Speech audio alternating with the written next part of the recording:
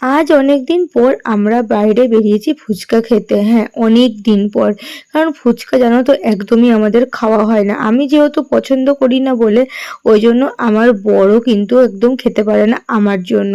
হ্যাঁ, হ্যাঁ, এই কথাটা শুনে কিন্তু কেউ হাসবে না যে মেয়ে বলে ফুচকা খাচ্ছি না। হ্যাঁ, মানে একসময় এত খাওয়া খেয়েছি ফুচকা, ওই জন্য এখন আর একদমই ফুচকা খেতে আমার ইচ্ছা করে না। আচ্ছা তোমরা বলতে পারো এই দোকানটা কোথায়? আচ্ছা তোমরা যদি না জানো এই দোকানটা কোথায়, এই দাদা কোথায় বসে, আমি বলে দিচ্ছি।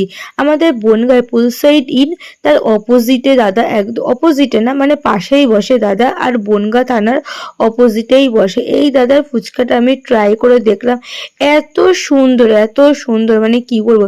তোমরা যদি মানে কেউ যদি এই দাদার কাছ থেকে না খাও, একবার একটু খেয়ে দেখবে। খুব ভালো ফুচকা বানায়। আর আমরা কিন্তু দই ফুচকা খাওয়ার জন্য কিন্তু ওয়েট করেছিলাম। আর এই দেখো দই ফুচকা, হ্যাঁ 7 পিস 40 টাকা দাম নিচ্ছে, খুব দারুণ। ফুচকা খেয়ে চলে গেলাম সোনালী মাঠের সামনে।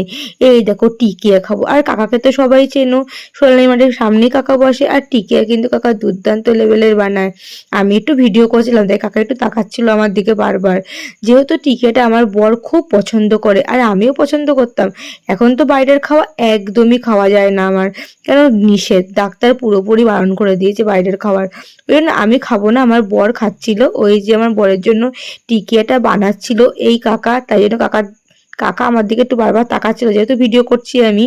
তো কাকাকে বললাম একটু ভিডিওটা করছি কাকা, কাকা কিছু বলেনি। তো যাই হোক, কাকা কিন্তু দুর্দান্ত লেভেলের টিকিয়া বানিয়েছে, কারণ বাড়িতে এসে আমার বরের কাছ থেকে আমি 1 চামচ খেয়েছি, খুব সুন্দর খুব সুন্দর। যে যে কাকার কাছে টিকিয়াটা খাওনি তারা কিন্তু কাকার কাছ থেকে প্লিজ টিকিয়াটা খেও, মানে খুব দারুণ বানায়। ভিডিওটা ভালো লাগলে লাইক করো।